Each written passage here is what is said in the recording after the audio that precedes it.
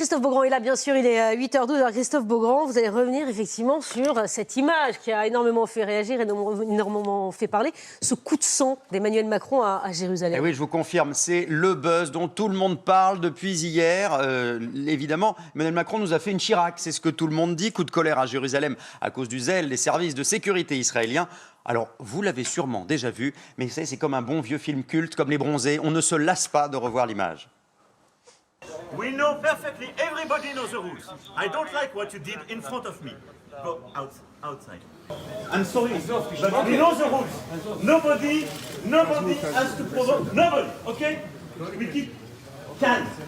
Oui, keep calm, hein, ça me semble assez clair. Alors, c'est du déjà-vu, bien sûr, c'est du Chirac dans le texte. On se rappelle de ce qui s'était passé à Jérusalem il y a 24 ans. L'opposition raille d'ailleurs une mauvaise imitation, une copie pathétique, c'est ce qui est dit. Alors, est-ce un hommage peut-être à son illustre prédécesseur? On va revoir l'image de Jacques Chirac. C'était donc au même endroit, il y a 24 ans, 96.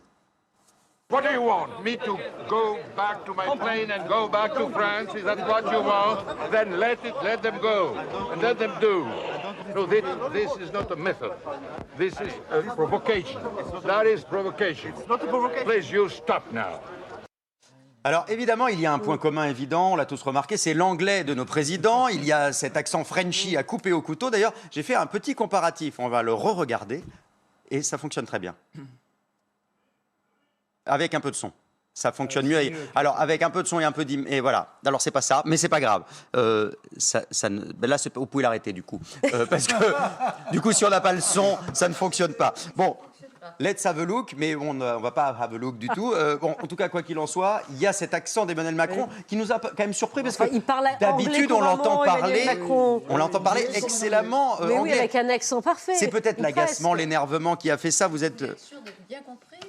Peut-être c'est ça, vous êtes de mauvais esprit. En tout cas, j'ai fouillé dans mon placard à archives. Ça n'est pas la première fois qu'il paraphrase du Jacques Chirac, Emmanuel Macron. En mai 2017, lors d'un rassemblement du G7 en Sicile, Emmanuel Macron blague avec ses agents de sécu. Regardez, avec le son, s'il vous plaît, merci. C'est mieux. You want me to take my plane?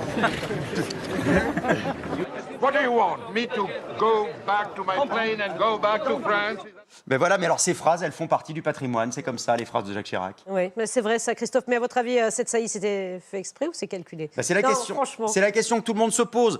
En tout cas, l'exemple de Jacques Chirac, la figure tutélaire, Emmanuel Macron aime s'y référer. Regardez ce tweet d'Emmanuel Macron cet été au moment des incendies en Amazonie. Notre maison brûle, littéralement. Et cette phrase, notre maison brûle, on le sait, elle est de Jacques Chirac. On va la revoir. C'était en 2002 à Johannesburg. La maison brûle. Et nous regardons ailleurs. Alors, autre exemple en image, au Salon de l'Agriculture. Là, ce sont tous les deux les recordman du temps passé au Salon de l'Agriculture. Regardez, nous avons mis les deux images. Ils sont les deux seuls présidents à passer des journées entières, des heures et des heures et des heures. Ils ont le record avec les bêtes, évidemment. Quant aux premières dames, Bernadette et Brigitte, également, elles ont des points en commun. Regardez. Alors... On va passer à Bernadette et Brigitte, s'il vous plaît, parce que là, ils sont en train de caresser une vache, donc ça ne fonctionne plus. Voilà. Évidemment, elles sont toutes les deux présidentes des pièces jaunes.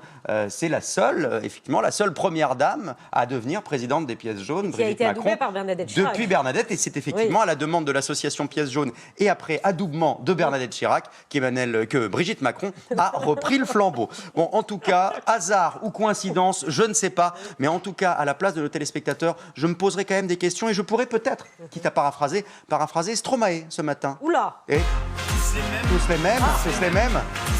Et on aime Il y en a marre. bien.